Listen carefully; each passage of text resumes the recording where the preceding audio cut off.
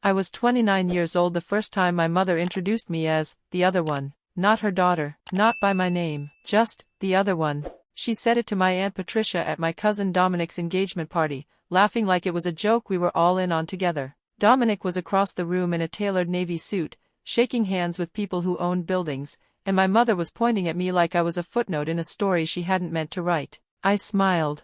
I always smiled. That was my job. But something shifted in me that night, standing in the corner of the Venetian room at the Hartwell Hotel with a glass of sparkling water because I couldn't afford the open bar minimum, watching my mother drift toward my cousin like a planet pulled by gravity. She touched his arm. She laughed at things he said before he finished saying them. She looked at him the way I had spent my entire childhood waiting for her to look at me. I thought I had made peace with it. I hadn't. And what happened 3 years later proved that some wounds don't heal quietly. They wait. They gather strength in the dark. And then one ordinary Tuesday morning, they blow the whole story open. But I need to start at the beginning, because if you don't know where I came from, you won't understand what I became. Growing up, there were two kinds of children in my family. There were the Marchetti cousins, and then there was me. My name is Lena Calloway. I'm 32 years old.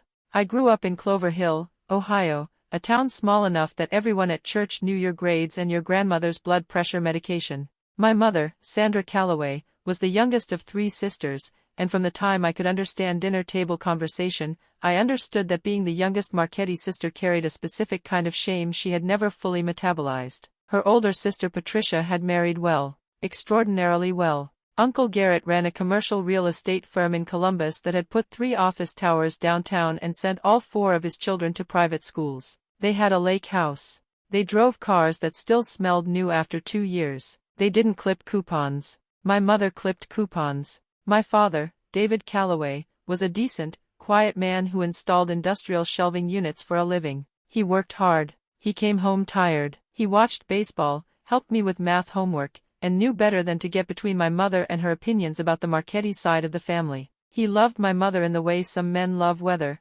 accepting it, working around it, never quite able to change it. We were not poor, but next to Aunt Patricia's family, the gap felt enormous. And my mother felt that gap in her bones. Dominic was the oldest of her sister's kids, 3 years older than me, which meant he was always slightly ahead, always the one who had already done the thing I was trying to do, and done it better, with better resources, better connections, and a mother who had never once told him to lower his expectations. By the time he was 18, he was at Ohio State on a partial merit scholarship his parents turned into a full experience by covering everything else.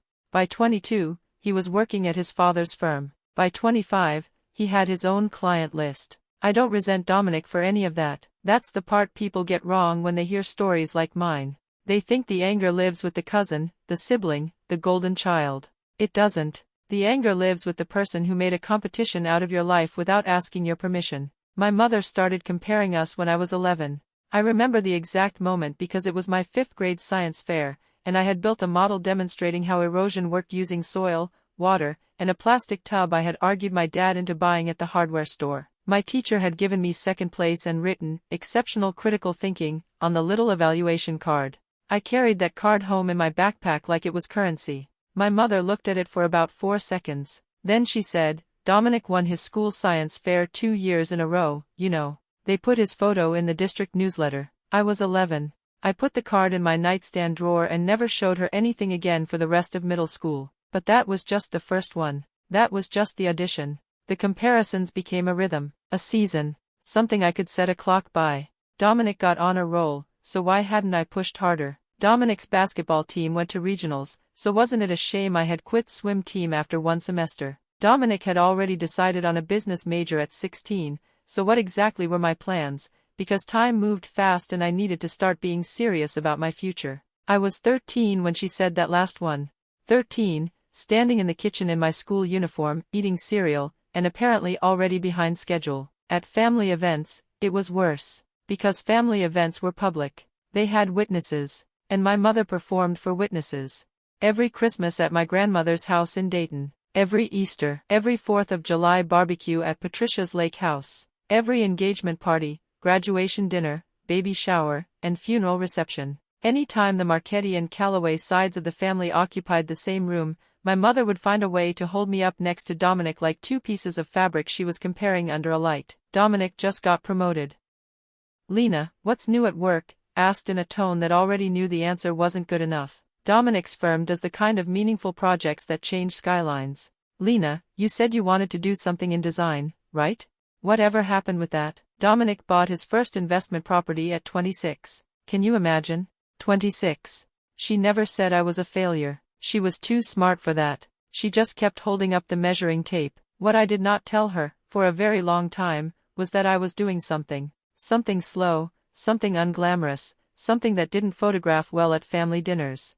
Something that would take years to become visible. But that part comes later. First, I need to tell you about the lake house summer, because that was the worst of it. That was the one that left a mark. I was 24. I had been out of college for 2 years, working at a small design studio in Cleveland doing layout work for local businesses, packaging, brochures, restaurant menus. It paid slightly more than nothing, and I shared a 2-bedroom apartment with a woman named Carly who sold candles online and played guitar badly at 11 p.m. I was building something.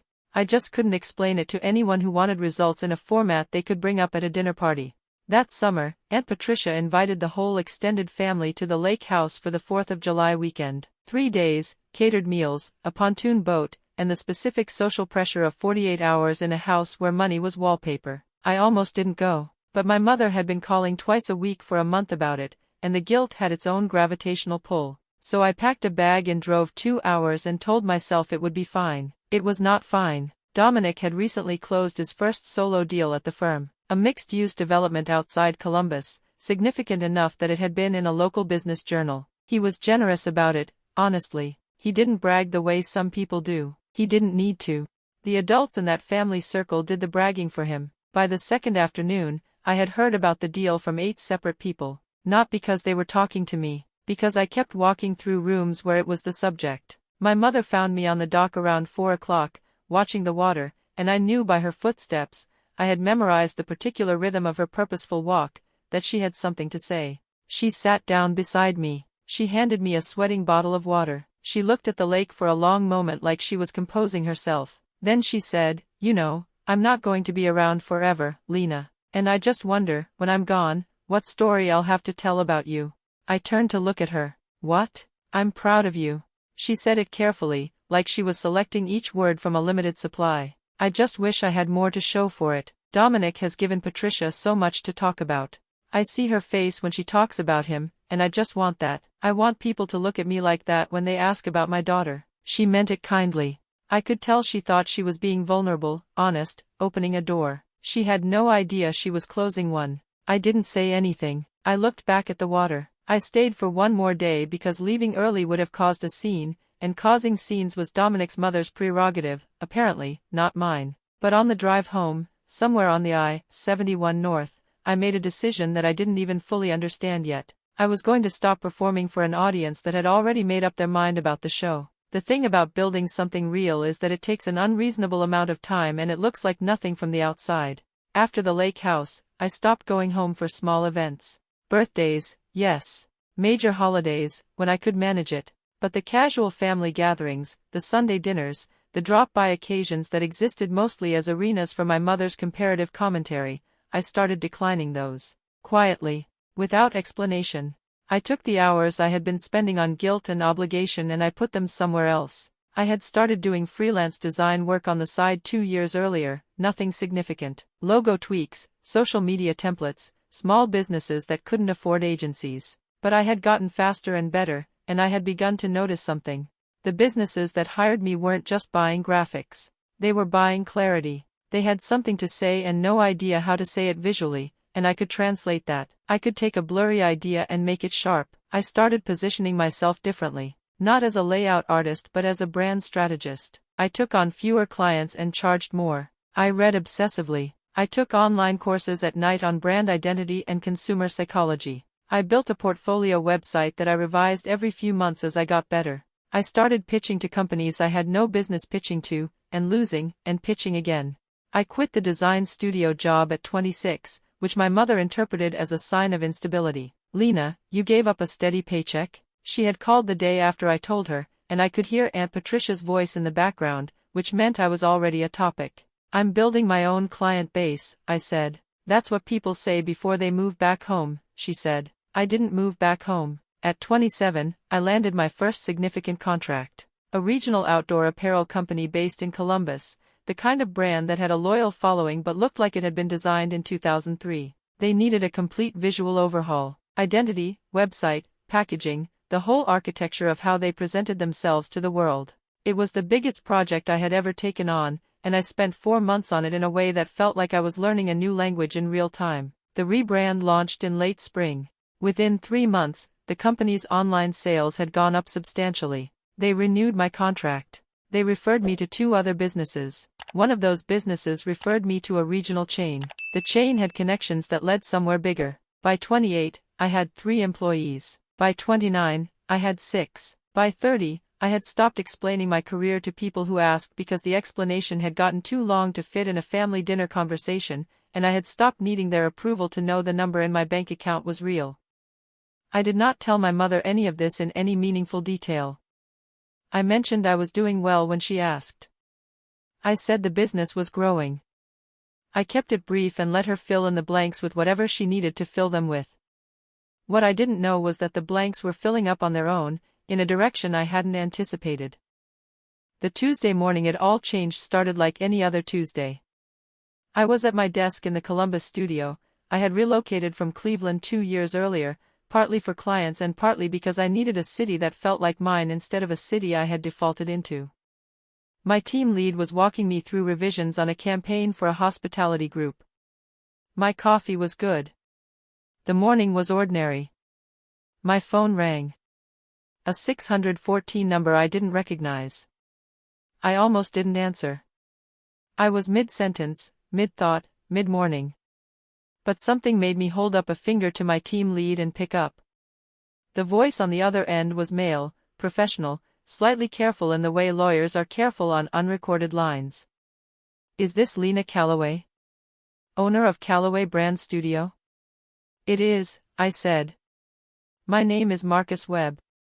I'm calling on behalf of Marchetti Commercial Development. We were referred to your firm through a mutual contact.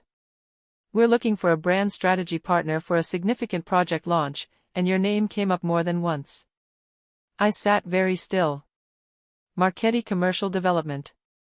Uncle Garrett's firm. Dominic's firm. We'd love to bring you in for a conversation, Marcus Webb said. Our marketing director has been following your portfolio for some time. We believe you may be exactly the kind of partner we're looking for. I kept my voice completely level. Years of practice in this, it turns out. I'd be happy to have that conversation, I said. When were you thinking? Here is what nobody in my family knew. Marchetti Commercial Development had been trying to break into a younger market segment for 2 years. They were good at what they did, excellent, actually, but their brand identity was aging in an industry where visual perception had started to matter in ways it hadn't a decade earlier. Their competitors had figured out how to look as good as they performed. Marchetti was still performing brilliantly while looking like they'd been photographed in 2009. Dominic, I would later learn, had flagged this internally 18 months ago. He had pushed for a brand refresh as part of a larger strategic initiative. The firm had interviewed 4 agencies in Columbus and Cleveland. His own marketing director had rejected all 4 for reasons that varied but circled the same issue. They were good at making things look clean, but they didn't understand the industry, the specific weight of what commercial real estate communicated to investors, to municipalities, to the public. Their referral to me had come through a woman named Andrea Voss, who ran a commercial interiors firm I had rebranded the previous year. Andrea had worked with Marchetti on a project and had mentioned my name when their marketing director expressed frustration. I did not know any of this when I walked into the Marchetti offices on a Thursday morning in October, 3 weeks after that first phone call. I knew the building. I had driven past it probably 100 times. I had stood in front of it once, when I was 23 and broke and eating a gas station sandwich because I hadn't had time for lunch, and looked up at the name on the glass and thought something that wasn't quite a thought, more like a physical sensation. A pulse of something unnamed. Now I walked through the front doors with a portfolio case and a presentation I had spent 12 days preparing. The marketing director was a woman named Claire. She was direct, smart, and visibly tired of talking to agencies that brought the same 5 ideas in different fonts. We had been in conversation for 11 minutes when she leaned forward and said, "Tell me what you think is wrong with how we present ourselves to the market." I told her. In specific terms, with visual examples, with a perspective that came from having spent years inside mid-market companies trying to punch up. I knew this territory from the underside. I knew what it looked like to reach for credibility and not quite get there. Claire nodded slowly during most of it. At the end, she said, "Come back Thursday with a scope proposal." I came back Thursday. I brought a scope proposal and a preliminary strategic framework and 3 conceptual directions I had developed in 5 days with my team. 2 weeks later, I had the largest contract my studio had ever signed.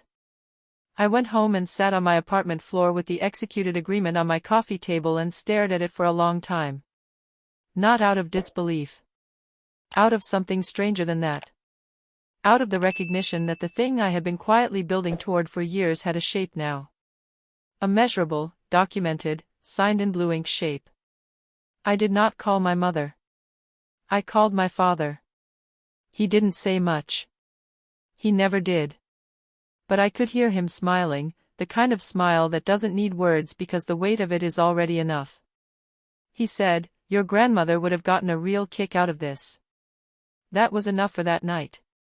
The call that started everything unraveling on their end came about 6 weeks into the Marchetti project. I had been in and out of their offices regularly by then, working directly with Claire and periodically with senior team members. I had met Dominic twice in the hallway in a professional context, brief nods, slightly stilted acknowledgement. He had known before the contract was signed who I was. The firm was not large enough for that to stay hidden, and to his credit, he had not interfered. Whatever he thought about it privately, he had stayed out of the process. The call was from my mother. A Sunday afternoon, which was our usual window. "I heard something interesting," she said, in the voice she used when she had been sitting on something and couldn't hold it anymore. "Okay," I said. "Patty called me yesterday. She said Garrett mentioned that Marchetti hired a design firm." Pause. Deliberate pause. "And that the firm is based in Columbus and run by someone very young." I waited. "She didn't know the name," my mother said. "Garrett apparently didn't mention it. But she said whoever it is came in and won the whole team over very quickly, and that Dominic said they were genuinely exceptional." She paused again. "Is that you?" she asked. It was the smallest possible version of the question she was really asking. "Yes," I said. Callaway Brand Studio signed a partnership contract with Marchetti Commercial Development about 6 weeks ago. The silence that followed was unlike any silence I had experienced on the phone with my mother in my entire life. Not the disapproving kind, not the redirecting kind. Just silence. Complete and textureless. "Then, why didn't you tell me?" "Because I've been working," I said. "Lena." Her voice cracked in a way I wasn't prepared for. "That's Patty's family." "I know whose family it is." "They brought you in?" "They did." "And Dominic?" "Dominic works there, yes." "We've been professional." Another long silence. "How big is the project?" she asked. I told her. She didn't say anything for a moment. When she did speak, her voice had changed again. Softer. Stripped of the specific tone she used when she was measuring me against someone. "I didn't know you were this good," she said. It should have been a victory. In the way I had imagined it for years, the moment of recognition, the reversal, the acknowledgement, it should have felt like winning. Instead, it felt like something else. Like watching someone finally read a letter you had written a decade ago and realize they'd been carrying the wrong interpretation all that time. "I've been this good for a while," I said. Not unkindly. Just honestly. She didn't have anything to say to that. The family event where everything finally came into the open was my Aunt Patricia's 65th birthday dinner in November. My mother had called the week before to ask if I was coming. Not in her usual way, not with the undertow of obligation and obligation's cousin, guilt. She just asked. Gently. Like she wasn't sure what I'd say. I went. The venue was a private dining room at a restaurant in Dayton, 22 people around a long table, the full Marchetti Callaway collision that I had spent so many years bracing for. White tablecloths. Good wine. Aunt Patricia in a silk blouse that probably cost more than my first month's rent in Cleveland. I arrived on time and found my seat, and for the first 15 minutes, I watched the room calibrate. Dominic was there with his girlfriend. He caught my eye across the table and gave me a nod that landed differently than it ever had before. Not the polished cousin nod of family events past. Something more considered. My mother was seated 2 chairs down from me. She had put on a dress I hadn't seen before. Her hair was done differently. She looked, I noticed for the first time, nervous. About halfway through dinner, Aunt Patricia raised her glass for a toast. She thanked everyone for being there. She talked about what 65 felt like, which was apparently not very different from 58 except with better perspective. She said she was grateful for her family, for Garrett, for her children. Then she looked down the table at my mother. Sandra, she said, I have to tell you something in front of everyone because I think you deserve to hear it publicly. My mother went completely still. I called Garrett's marketing director last week, Patricia said. I wanted to understand who they had brought in for this big rebrand everyone's been talking about. And when she told me it was your daughter, I sat in my car in the parking lot of the grocery store for about 10 minutes just thinking about all the years I let you sit across from me and absorb my children's accomplishments. She paused. I didn't ask about yours. I didn't ask about Lena. And I should have. The table had gone quiet in the particular way it goes quiet when something real is happening that wasn't on the evening's agenda. Patricia looked at me then. I understand you're doing extraordinary work, she said. And I understand that people who do extraordinary work tend to do it whether or not their family is paying attention. She raised her glass slightly in my direction. Consider this me paying attention. Retroactively. I didn't have a prepared response for that. I had prepared for a lot of things over the years of family events. Not for that. Thank you, I said. Dominic was watching me from across the table. When I glanced at him, he gave me a small nod. Not territorial, not complicated. Just a nod. After dinner, he found me near the coat check. The team loves working with you, he said. They're a good team, I said. You could have told us who you were when we first reached out. You hired me because of my work, I said. That seemed like the right order of things. He was quiet for a moment. Then, I've spent my whole life in this family being used as a measuring stick. I never asked for that job. I looked at him. I know. For what it's worth, he said, I'm glad you built what you built. I mean that. I know that too, I said. We didn't have some dramatic reconciliation. We didn't need one. What we had was a conversation between 2 people who had been on opposite ends of someone else's comparison for 30 years and had somehow, separately, survived it. He went back inside. I put on my coat. My mother was waiting by the car. She had her arms crossed against the cold, and she was looking at the ground with the expression she gets when she's trying to arrange words in the right order, something she does not naturally do easily. My mother is not a careful speaker. She leads with feeling and follows with reason, which is a beautiful quality in other contexts and a complicated one in this one. I walked over and stood next to her. For a moment, neither of us said anything. Then she said, I made you feel like you were never enough. Yes, I said. I didn't know I was doing it. She looked up. That's not an excuse. I know it's not. I wanted things for you, and I didn't know how to say that without comparing. I didn't know another language. You could have learned one, I said. I could have. She didn't flinch from that. I should have. The parking lot was cold and orange-lit, cars around us, distant voices from other people ending their evenings. Ordinary setting for a conversation I had been waiting for long enough that I wasn't sure anymore what I needed from it. I don't need you to be proud of me now that there's something obvious to be proud of, I said carefully. I needed you to believe in me when there wasn't anything to show you yet. My mother closed her eyes for a second. I know, she said. I'm not asking you to go back and fix it. I'm 32. There's no version of this where you go back. Then what are you asking for? I thought about it. The lake house dock. The science fair card in the nightstand. Every family event where I smiled and absorbed the measurements and drove home with the quiet weight of being found wanting by the person whose opinion I had been born wanting. I'm asking you to see me clearly from here, I said. Not through Dominic. Not through what Aunt Patricia's family is doing. Just me. What I'm doing. What I'm building. The actual thing, not the version that sounds good at dinner. She nodded slowly. Her eyes were bright, which in my mother means she is working very hard not to cry, which is its own kind of progress. I can do that, she said. I want to do that.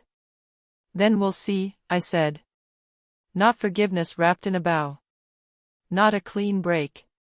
Just an honest offer of a different road, laid out between two people who still had years ahead of them to walk it or not. I hugged her before I got in my car. Not a reunion hug. Just a hug. The kind that means I haven't decided to give up on you, but I am going to need you to meet me where I actually am. She held on a little longer than she usually did. I drove home through dark Ohio highway with the radio quiet and the heater running and the particular clarity that settles over you when something that has been pending for years finally moves into resolution. Not a triumphant feeling. Not vindication. Just relief. The relief of finally standing upright in a place you had spent a long time crouching. 3 months later, the Marchetti rebrand launched. The response was strong enough that 2 national trade publications covered it. My name was in both. My mother texted me a photo of one of the articles. She had taken a picture of her phone screen with her other phone, the way she always does when she doesn't know how to do a screenshot, so the image was slightly blurry and cut off at an angle. The message beneath it said, "That's my daughter. Wanted you to know I said that." I sat with that for a long time. Then I sent back, "Thank you for saying it. Some things don't arrive on schedule. Some reckonings take the scenic route. But here is what I know from the other side of all of it: you cannot build your life around proving yourself to someone who has already written the verdict. You can only build your life, build it honestly and with everything you have, and trust that the truth is patient enough to eventually speak for itself." The measuring tape my mother held up for 30 years had always had my real measurements on it. She just hadn't been reading the right side. I forgave her for that. Not all at once, and not without conditions. But I forgave her. What I will not do, not ever again, is make myself smaller to make her comfortable. I know my own dimensions now. That turned out to be the only number that ever actually mattered. If this story moved you, hit that like button and subscribe. More real, raw, family stories are here every week. And share this with someone who understands that the people who showed up for you deserve to have someone show up for them. Thank you for being part of this. I'll see you on the next one.